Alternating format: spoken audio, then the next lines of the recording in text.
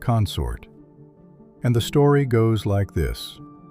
A Muslim princess from the far western deserts is captured after a rebellion, taken across an empire to the Forbidden City, and presented to the most powerful man on earth. The emperor falls hopelessly in love. He builds her a mosque. He lets her keep her faith. He gives her everything. She gives him nothing. She hides a dagger in her robes, swearing that if he ever touches her, they will both die. And when the emperor's own mother demands she submit or face execution, the princess chooses death. For more than a century, people believed this story. They wrote poems about her. They made films about her. Thousands still travel to Kashgar to mourn at her tomb. There is just one problem. She was never buried there. When archaeologists finally opened her real tomb, they discovered something that shattered the entire legend. So how did one of the greatest myths in Imperial China fool the world for over 100 years? This is the real story of the Qing dynasty's only Muslim consort. And by the end, you may never look at historical legends the same way again.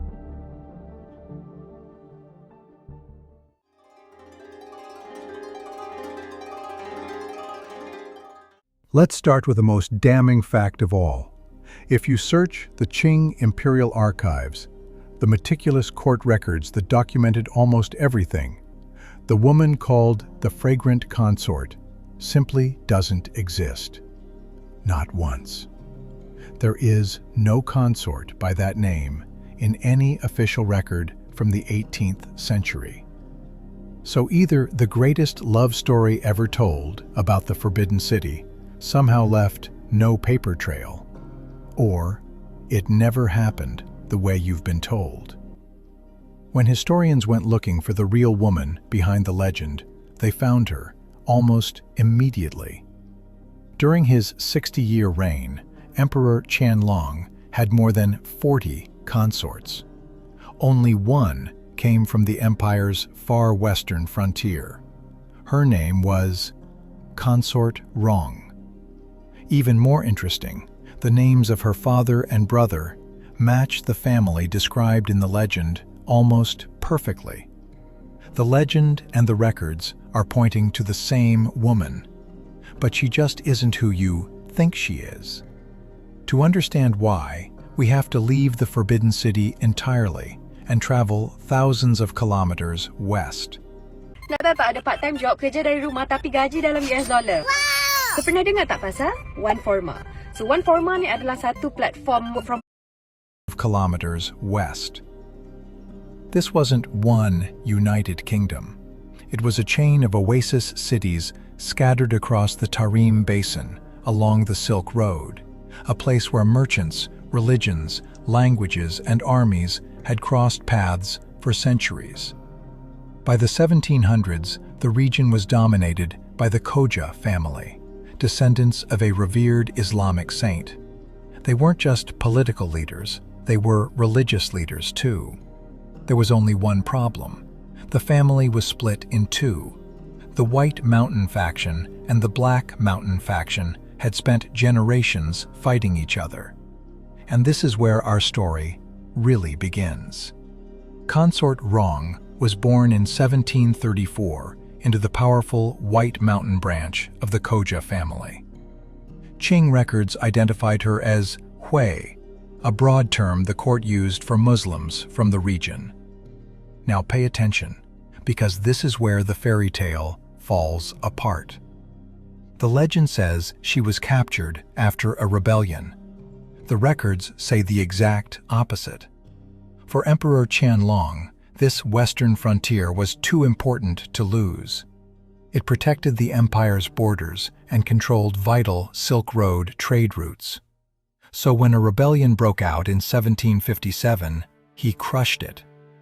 But this wasn't the West rising against China. It was a civil war inside the Khoja family itself. Two brothers launched a rebellion against the Qing. Consort Rong's family didn't join them. They fought against them. Her brother Turdu, rode alongside Qing forces, helping defeat the rebels and restore order. When the fighting ended in 1759, the rebels were executed. Turdu's family wasn't marched to Beijing in chains. They were invited there as honored allies. The emperor rewarded them with titles, wealth, and status, which destroys the first and biggest myth. Consort Rong wasn't a kidnapped rebel princess. In 1760, at the age of 26, she entered the Forbidden City as part of a political alliance, a living symbol that the western frontier now stood with the Qing Empire. You can call her a political pawn if you want. There's some truth to that, but it still doesn't explain what happened next. Because for the next 28 years, this woman wasn't treated like a captive.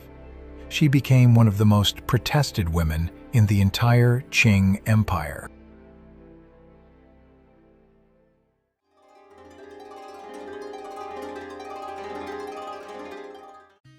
When a new woman entered the Forbidden City, there was a system. You started at the bottom. You learned the rules, the etiquette, the hierarchy, usually under the supervision of a senior consort, and only then could you hope to climb the ranks. Consort Rong followed that system, but only on paper. From the very beginning, she was treated differently. Instead of serving under a minor consort, she was placed directly in the Empress's household, and when her training was over, she skipped the lower ranks altogether and was given the title Noble Lady He. The character He means harmony, a pretty clear statement about why she had been brought to court. Then something unusual happened. According to palace records, lychee trees that had refused to bear fruit in Beijing for years suddenly produced a huge harvest soon after her arrival. To us, that's just a coincidence. To an 18th century imperial court, it was heaven giving its approval. Even the emperor's mother came to see this young woman as a bringer of good fortune, a reputation that would quietly protect her for the rest of her life. And that's already a completely different story from the one you've probably heard. The legend gives us a bitter captive. The records give us an honored guest. But don't mistake honor for an easy life. She had entered one of the most competitive courts in the world. She spoke a different language, followed a different religion, ate different food, and came from a culture almost no one around her understood. By every measure, she was an outsider. Yet instead of forcing her to become someone else, the emperor went out of his way to preserve her identity. She was allowed to wear her traditional clothing. A chef prepared halal meals just for her. Women from her homeland served as her attendants. During imperial banquets, separate dishes were prepared, so she never had to break her faith. He even ordered verses from the Quran carved into a pavilion at the old summer palace. Think about that for a moment. The ruler of a vast Manchu empire wasn't asking this Muslim woman to abandon her beliefs. He was making sure she never had to. And that wasn't simply kindness. It was also politics. Every privilege she received sent a message to the empire's newly conquered western frontier. Your loyalty will be rewarded, not erased. Her rise through the palace reflected that message. In 1762, she received the name Rong, a character often translated as beauty, but one that can also mean tolerance or inclusion. It suited her perfectly. She wasn't just another consort. She represented the Qing Empire's relationship with an entire region. By 1768, she had become Consort Rong, one of the highest-ranking women in the palace. Court records consistently place her among the emperor's most honored companions, seated near the top at banquets and traveling alongside the imperial family. This isn't the life of a woman held captive. It's the life of someone the emperor wanted everyone to see. Which raises an obvious question. If Consort Rong lived such an honored life, where did the tragic legend come from? Because there's one part of her real story we still haven't talked about. And by every expectation of the Qing court, it should have ruined her.